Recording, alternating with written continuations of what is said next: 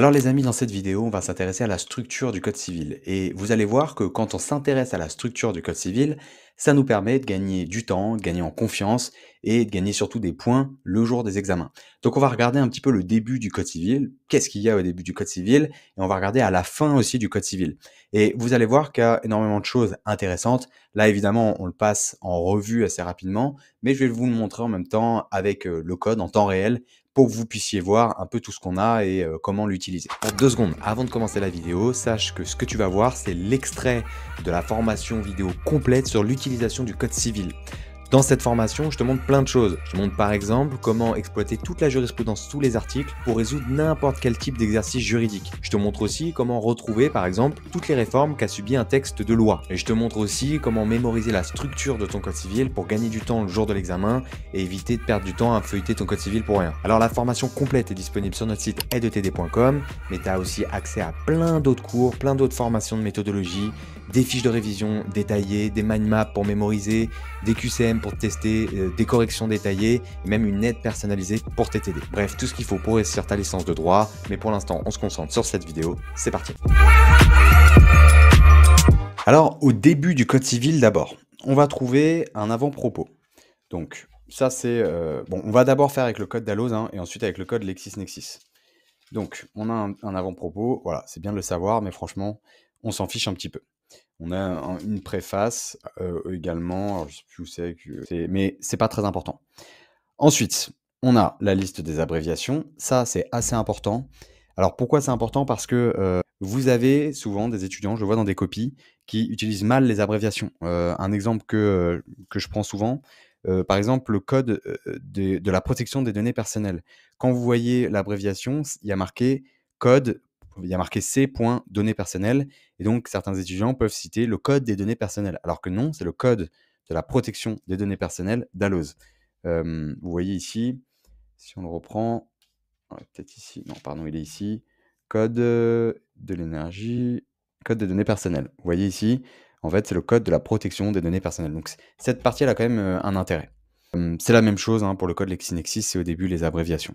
Ensuite, vous avez la table des matières. En fait, c'est le plan du code civil, ici. Très important, la table des matières, de la feuilleter avant, de la prendre. Donc on le verra, ça dans la suite du cours, des techniques de mémorisation, pourquoi c'est important de retenir un petit peu les parties de son code, et quelle partie de son code retenir en fonction de ses cours. Évidemment, si vous avez du droit des personnes, vous n'allez pas retenir le livre 2 ou 3 qui concerne le droit des biens. C'est plutôt ici. Et à l'intérieur du livre premier sur les personnes, vous avez évidemment plusieurs programmes. C'est-à-dire que vous pouvez avoir à la fois le droit de la famille. Le droit de la famille, ça commence ici, au mariage, mais vous avez aussi le droit des personnes qui va ici jusqu'aux absents et qui reprend après aux incapacités, après ici, minorité, majorité. Là, autorité parentale, tout ça, filiation, ça c'est du droit de la famille.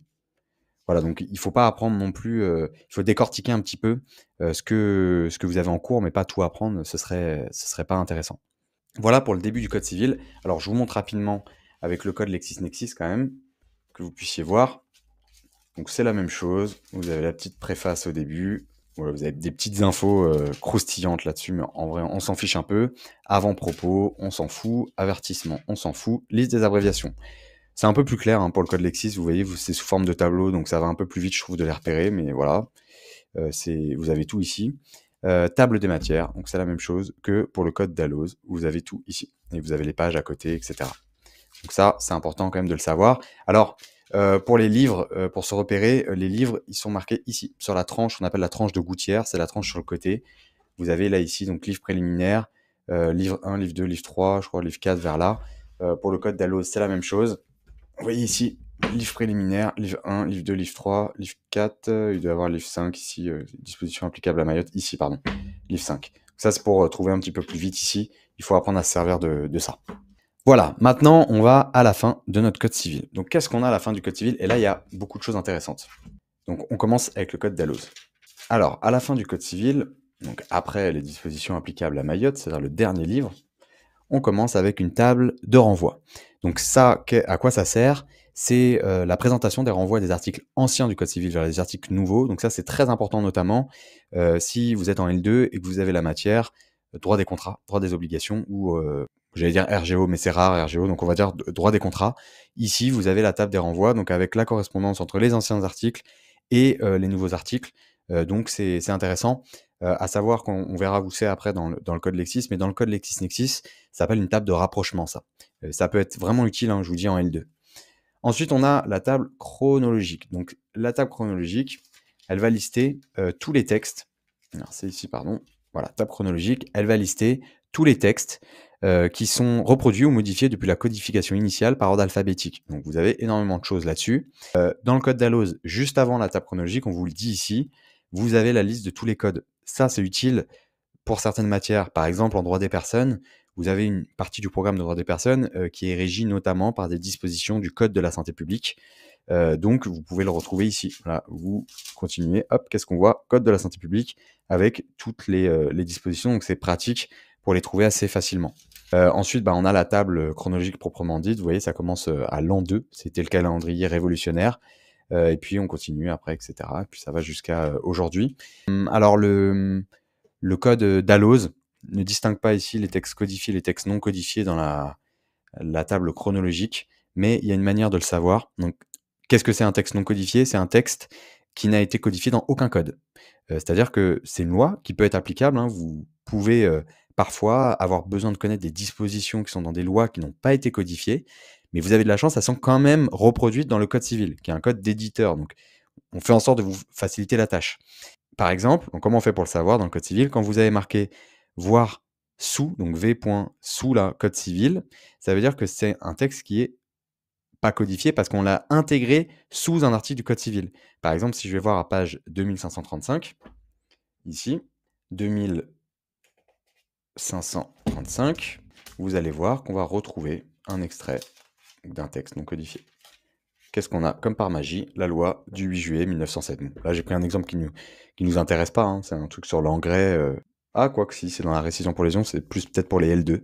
Mais bon, voilà, au moins vous le savez. Ensuite, après tout ça, qu'est-ce qu'on a? On a la table alphabétique qui s'appelle l'index alphabétique dans le code bleu. Donc ça, c'est hyper pratique pour retrouver tout ce que vous voulez dans vos codes. Dans la suite du cours, on apprendra à s'en servir, hein, à être efficace avec. Vous voyez ici, voilà, table alphabétique, par ordre alphabétique, vous avez tout. Le code Dalloz renvoie, vous voyez ici, à des numéros d'articles et pas à des pages. Je crois que parfois, mais c'est rare, on vous renvoie à des pages, voilà ici en gras, c'est pas tout le temps. Donc c'est un peu plus compliqué à trouver ça que dans le code LexisNexis, mais voilà. Il faut pas confondre, hein, c'est les articles la plupart du temps. Parfois on vous dit sous, ça veut dire voir sous l'article 78 par exemple. Voilà.